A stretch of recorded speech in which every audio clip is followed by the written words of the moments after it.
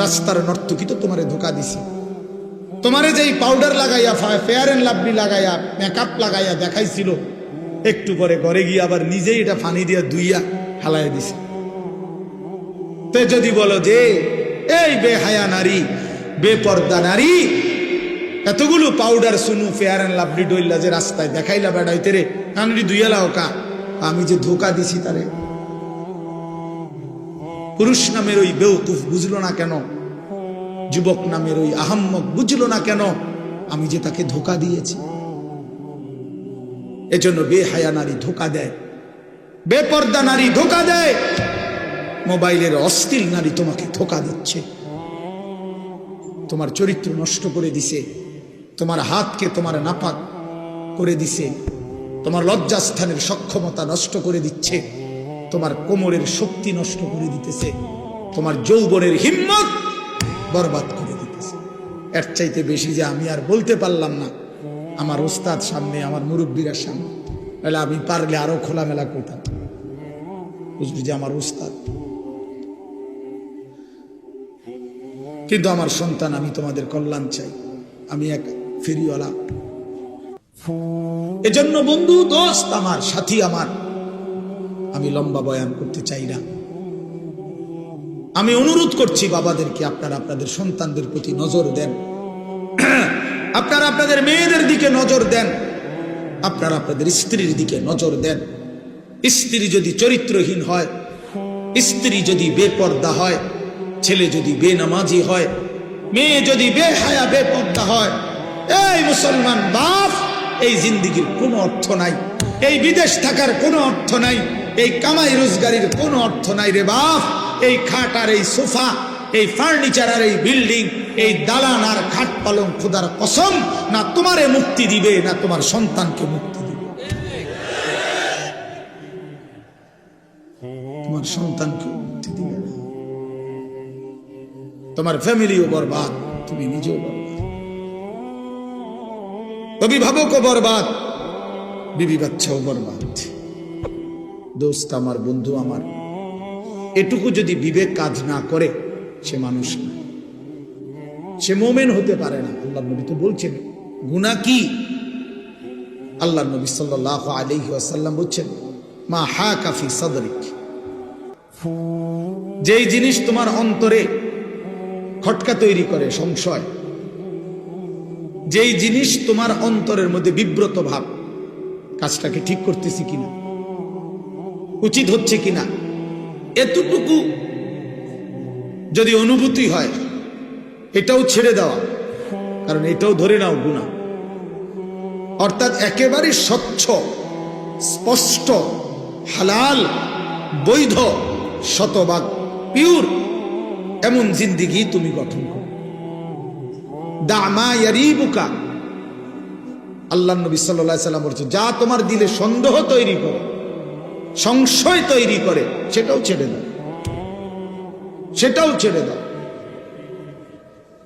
আল্লাহ নবী সাল্লাল্লাহু আলাইহি ওয়াসাল্লাম বলেন, আল হালালু বাইয়িন ওয়াল হারামু বাইয়িন, যেটা হালাল এটা স্পষ্ট, যেটা হারাম এটাও স্পষ্ট। ওয়া বাইনাহুমা উমুরুন মুশতাবাহাত, আর এর মাঝে কিছু আছে সন্দেহপূর্ণ, আল্লাহ নবী সেগুলোও ছেড়ে দিতে বলছে। একেবারে নিখুঁত দ্বীনের উপরে ওঠো, পিওর দ্বীনের উপরে ওঠো।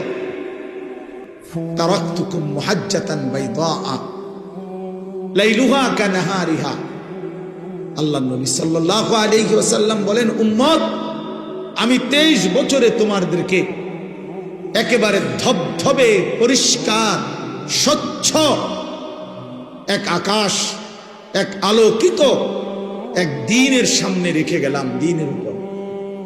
লাইলুহা কানাহারিহা, রাত দিনের মতো, দিন রাতের মতো, অর্থাৎ 24 ঘন্টার 24 সেকেন্ড, একটা সেকেন্ডের যে কোনো প্রশ্ন মাসআলা, রাতের অন্ধকারে কিংবা দিনের আলোতে, ঘরের কোনায় কিংবা রাজপথে, বাজারে কিংবা হাটে, একাকী কিংবা প্রকাশ্যে, একজনের কিংবা 10 জনের, নারী কিংবা পুরুষের, ছোট কিংবা বড়, জওয়ান কিংবা বড় বুড়া, আমি প্রত্যেকের জীবনের 24 ঘন্টার প্রতিটা বিন্দু বিসর্গ নিঃশ্বাস পর্যন্ত উম্মত আমি স্পষ্ট বলে দিয়েছি।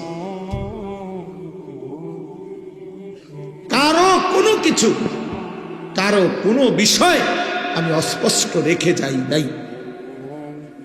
নাই উম্মত। জীবন চলার কোনো ঘাটে, জীবন চলার কোনো পদক্ষেপে আমার উম্মত আটকায়া যাবে একটা সিদ্ধান্তের জন্য, এমন কিছু আমি রেখে যাই। এমন হলে আমার দিন পূর্ণ হতো না, এমন হইলে আমার আল্লাহ দুনিয়া থেকে নিত না, এমন হইলে কোরআন নাজিল সমাপ্ত হতো না।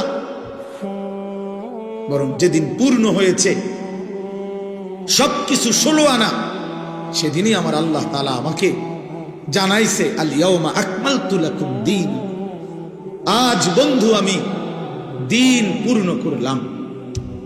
ওয়া আতমামতু আলাইকুম নি'মাতি, শরীয়তের নামে, বিধানের নামে, আহকামের নামে যত নিয়ামত আমি সব পূর্ণ করলাম।